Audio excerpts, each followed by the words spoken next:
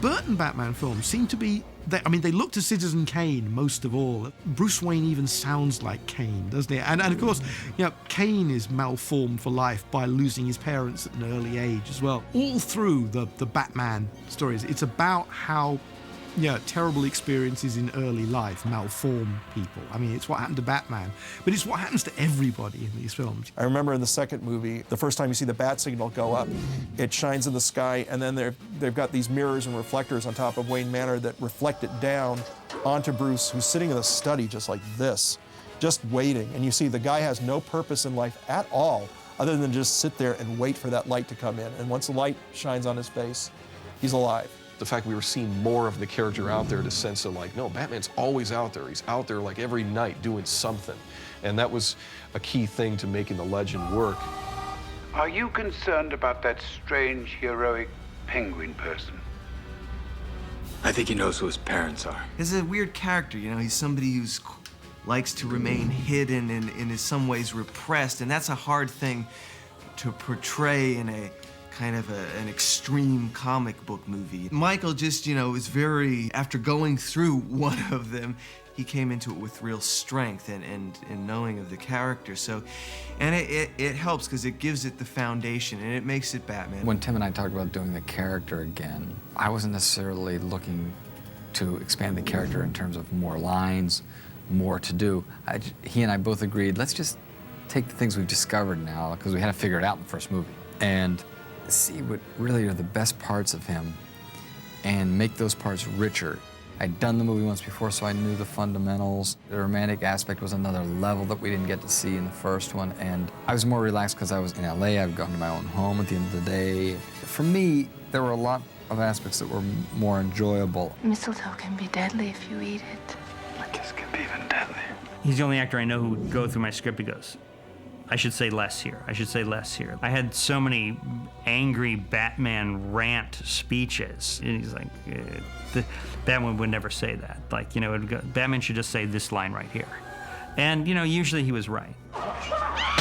He definitely wanted to go darker all the time, which was fine with us. A lot of people complained that our Batman actually killed people. And like some purists were saying, like, well, Batman would never kill people. But I would always say, we don't live in the time where you can drop criminals off with a net on the front of City Hall. The times are darker, so you've got to make your character darker.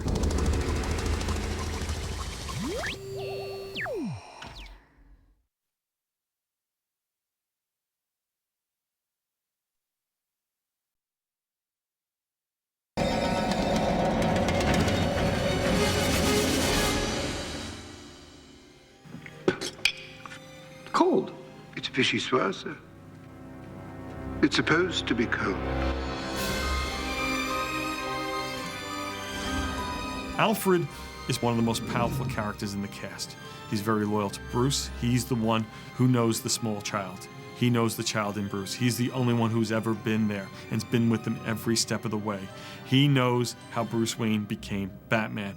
He understands it, he accepts it, he's part of it. Certainly in the Tim Burton films, there was this wonderful, almost childlike simplicity to the Batman character. I'm doing my stuff, and he has no idea how the phone bill's getting paid.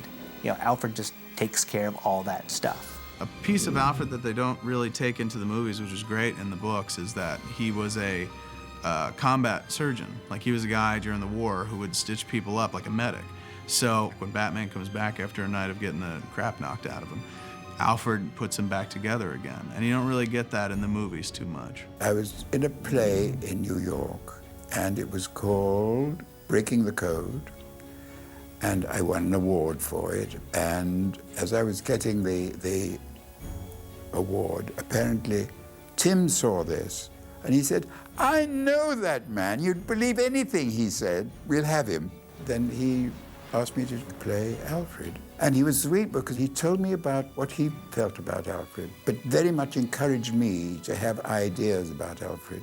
It's got to be your idea of a servant who's totally honorable, totally straight, and totally square, Tell her there's a big business deal came up. No, you know what? Tell her, let her know that not in some kind of dumb, be my girlfriend kind of way. I will relay the message. Great. Alfred is largely a figment of my imagination, except, of course, that I have based him on a real person. The real person that I know is a butler. So he's always been able to look after himself. He's always been able to sew on buttons, do little bits of ironing, and he does the cooking. So he's a perfect kind of gentleman's gentleman, although he looks after a lady. So that's my main source. And the other source I have is the butler in the house where we did some location work. I followed him around, and he gave me all the details. Don't show any cuffs. If you're waiting at table, no one wants to see your dirty cuffs. Don't show a handkerchief here. There's one showing now, but that's an accident. It jumped up of its own accord. It shouldn't be there.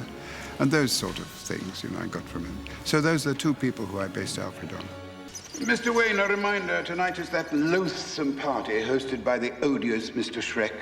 May we RSVP in the resoundingly negative? Well, now then, the bond between Batman and Alfred, I think, is the fact that ever since he was a child, since he was a very small boy, he hasn't had a mother, he hasn't had a father. All he's had is an old-fashioned nanny. And I play an old-fashioned nanny who tries to bring him up like a little gentleman. In a way, I think this suits my character. Alfred suits my character. He is a nanny. He doesn't stand for any rubbish, but at the same time, he's there to look after and take care of his ward, And there's a line in the script that I had that still gets the biggest response in an audience, the reference to the first film where Michael Keaton says, well, you were the guy who led Vicky Vale into the Batcave, which I knew from the first film drove everyone nuts. So I had some fun at Alfred's expense in that one. Once you've got the idea, you've got a rope to hang on to, then you can go anywhere, And I felt that with Tim. We could go anywhere,